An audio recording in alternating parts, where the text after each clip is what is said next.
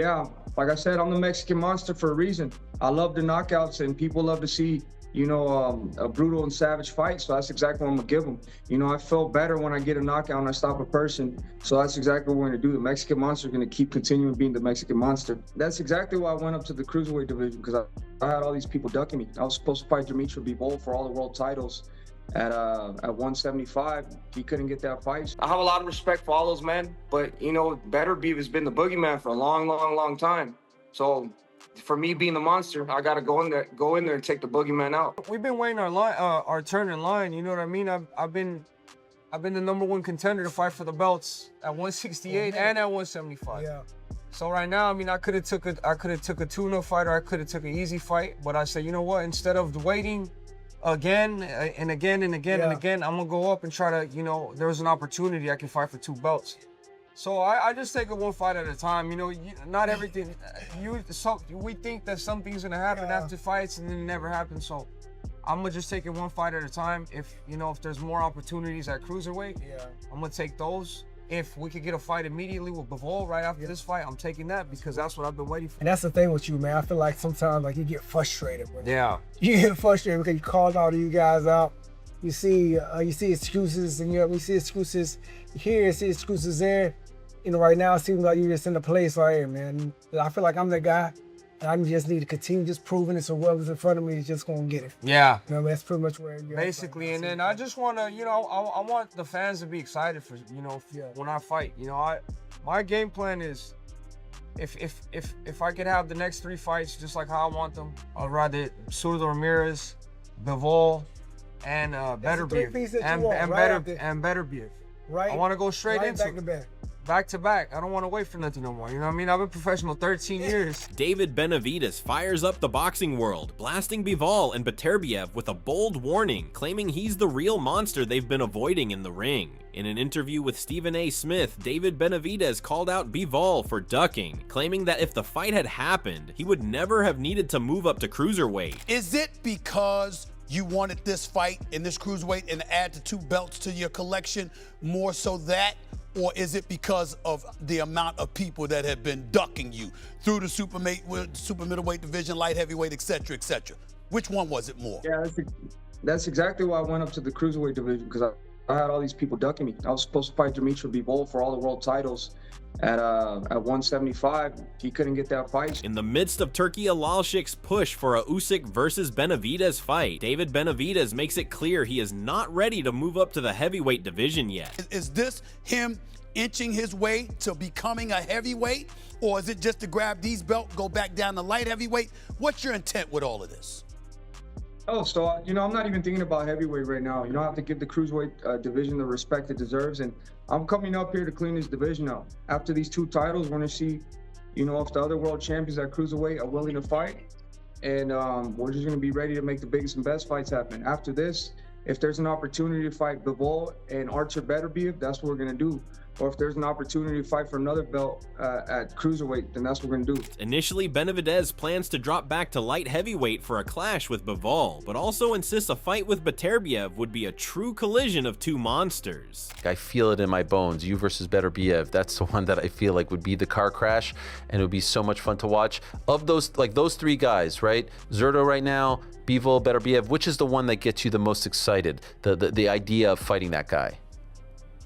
To be honest with you, the one that gets me the most excited is probably Beterbiev, because, it's just 2 monsters coming at a collision course. And that's what people want to see at the end of the day. I feel like I have a lot of respect for all those men, but, Beterbiev has been the boogeyman for a long time. Once a long-standing rivalry with Canelo Alvarez is finally coming to an end, David Benavidez announces he is ready to move forward, making it clear that many other fighters deserve a shot, and Canelo is not the only option. He stresses that his performances remain the foundation of his career, and the reason fans support him so strongly. Benavidez is now fully focused on hard work and delivering at the highest level, rather than chasing fights that never materialized. When I said back then that I forgot all about, I'm forgetting all about a Canelo fight, I meant it. I don't think I'm gonna fight Canelo. If it happens, I'll be really surprised. Yeah. But I still think it could happen. But That's why, you know what I mean, I'm calling out the other big names. You know, Canelo's not the only fighter there, and I can make an even bigger name for myself once I go through Beterbiev, Bivol, and Artur Ramirez. So this is just for me. I'm always gonna need a person to fight, you know, and Canelo's not the only guy in boxing, you know what I mean? I think with these types of performances I give the people, I think whatever fight I'm gonna be in, they'll enjoy whatever fight.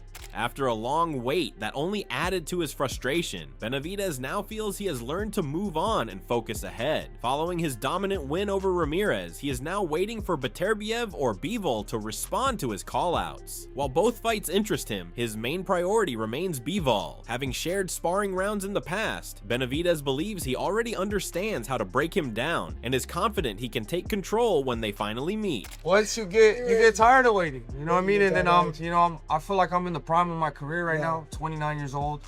I feel good, I'm motivated, I'm ready, I'm hungry, and I want this. Yeah, so with Bivol, I heard that you sparred him before, right? You sparred him.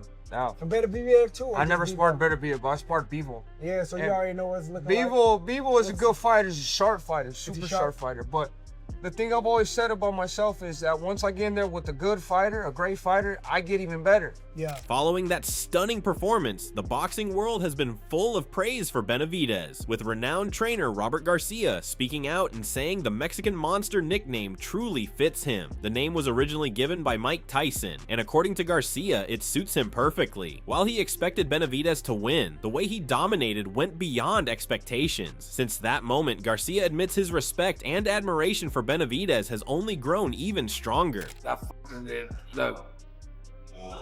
That, for some reason, they gave him that name, man. He's a fucking monster. It was Tyson. It was Tyson that gave him the name. Yeah, exactly. I did hear that. Look, I did pick Benavidez to win. Yes. But not the way he did, man. You know, I thought gaining 25 pounds, I thought he'd still be fast, but not. I always said he's not gonna have the same speed.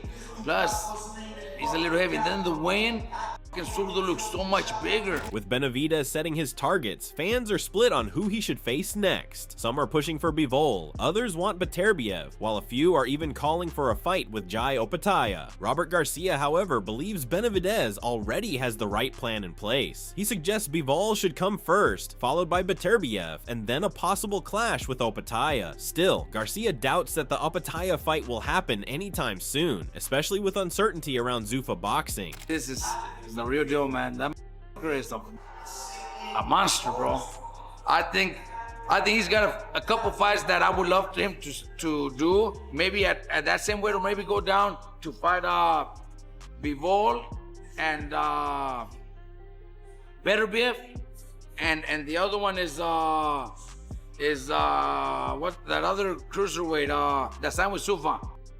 Jai. Opetaia. Opetaia, yeah. I don't know if that fight could even be done now that he's with Zuffa and what belt they're gonna fight for, whatever. I don't know.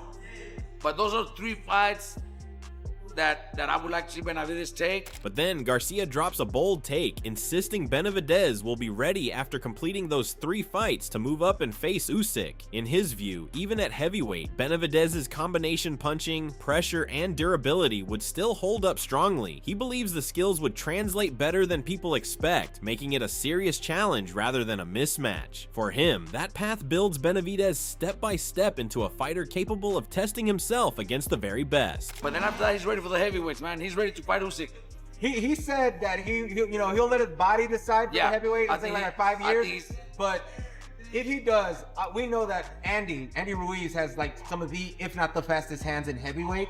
But when it comes to that weight, Benavidez would have the best combination. Yes, he would. All right. Following his fight with Zurdo, controversy quickly picked up around an elbow moment, with many claiming it was intentional and played a key role. However, Robert Garcia pushed back strongly on those accusations, saying the narrative has been twisted and blown out of proportion. In his view, Benavidez, true to the Mexican Monster name, broke Ramirez's orbital bone through clean, powerful punches. Garcia insists the finish came from sustained damage and pressure, dismissing the idea that any elbow was the deciding factor. No, look, when you're in a fight and you're throwing 10 punch combinations, you know, there's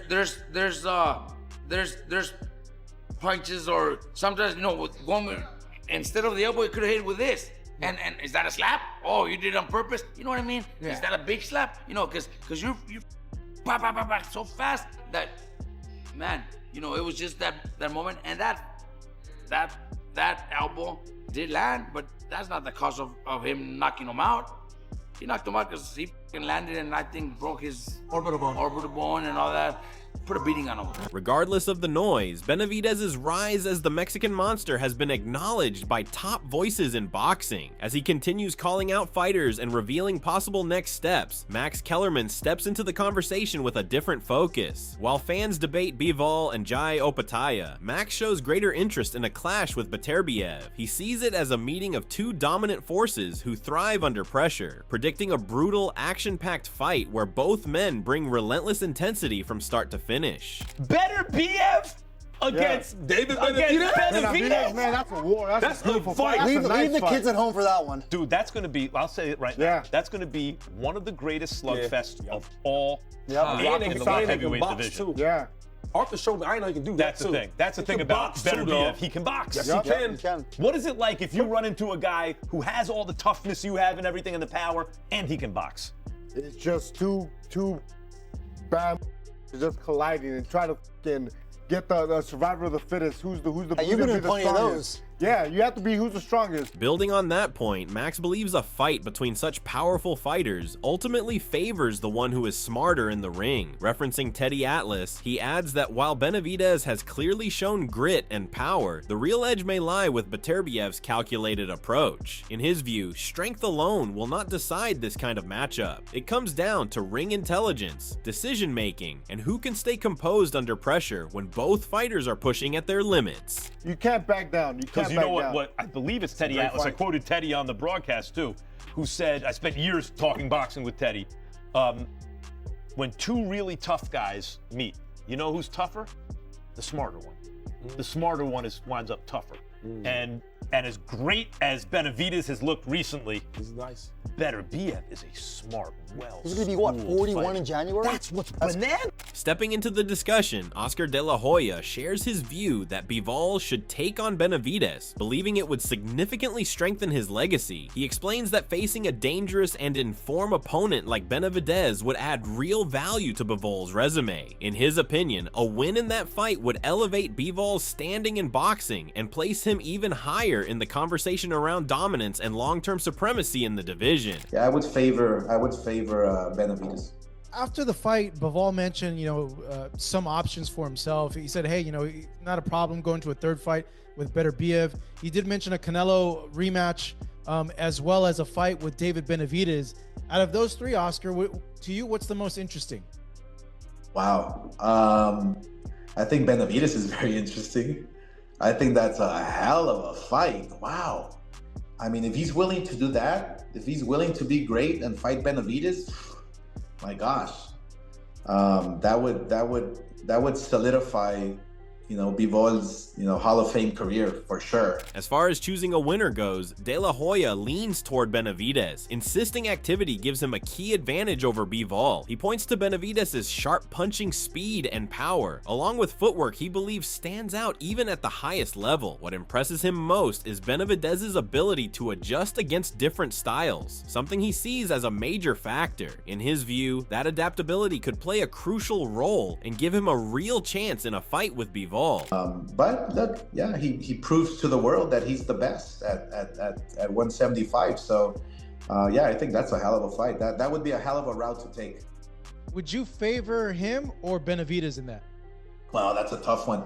That's a tough one because, I mean, I would go with Benavidez because he's more active. He throws more punches. He has better footwork, obviously, than Beterbiev. He's smarter up there. He knows how to think, knows how to adjust. Yeah, I would favor Benavidez. Meanwhile, as Benavidez continues pushing for a fight with Bivol, the trilogy with Beterbiev still hangs in the balance. Showbiz the Adult argues that the third fight should happen sooner rather than later, pointing out that delaying it only works against Beterbiev with age. He also believes Beterbiev remains a dangerous challenge, even if Bivol steps in again. In his view, Bivol would have to climb a mountain to overcome the relentless pressure and power that Beterbiev consistently brings into the ring. Did Bivol duck David Benavidez? Bivol decides to take on Beterbiev Riyadh season for the third time instead of Benavidez.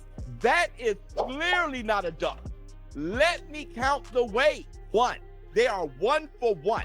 For Bivol to just run off would be diabolical. Another thing, if Bivol fights Benavidez and not Beterbiev next, that's another year of Beterbiev getting older, further away from his prime.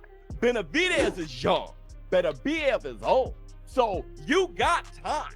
Don't forget, Beterbiev is scary. Bivol versus Beterbiev is a hard fight for a belt. In the ongoing debate between Bivol and Beterbiev, discussions around a potential fight grow even louder. Analyst Wade Plemons believes Beterbiev would be an easier task for Benavidez, but Showbiz the Adult strongly disagrees, saying anyone thinking that is underestimating the danger. He explains that Beterbiev is still a serious threat who can trouble Benavidez. However, in his view, Bivol is the most dangerous of all, especially at light heavyweight, where he believes he could give Benavidez a real beating. Did Bivol duck David Benavidez? Bivol decides to take on Beterbiev Riyadh season for the third time instead of Benavidez. That is clearly not a duck. Let me count the weight. 1. They are 1 for 1. For Bivol to just run off would be diabolical. Another thing, if Bivol fights Benavidez and not Beterbiev next, that's another year of Beterbiev getting older, further away from his prime. Benavidez is young, Beterbiev is old. The Mexican monster is meanwhile firing back, dismissing the idea that either Beterbiev or Bivol can beat him. He views a fight with Bivol as more than just competition, adding a revenge and legacy angle tied to Canelo, who struggled against the same opponent. Benavidez claims he has even sparred with Bivol before and learned exactly how to deal with him. Taking it further, he boldly states that he believes he has the tools to break Bivol down and potentially knock him out. The main guy, but I think 175, I'm gonna be even more stronger and faster. Yeah, I think Bivol's movement and how he fights and how disciplined he is, I think he has what it takes to be Beterbiev. Canelo wasn't able to do it, sort of the same thing. Do you think you're the right Mexican to be Bivol down there? I sparred Bivol a lot, so I know what happens in those sparring sessions. So yeah, I can beat him. You think you're the guy? I can knock him out. And that's where things stand right now. A full storm of opinions, call-outs, and confidence from every direction, with Benavidez right at the center of it all. But the real question is simple: who actually backs up the talk when the moment arrives? Drop your pick in the comments. Tell who you think wins these dream matchups, and don't forget to like, subscribe, and stay tuned for more fight breakdowns just like this.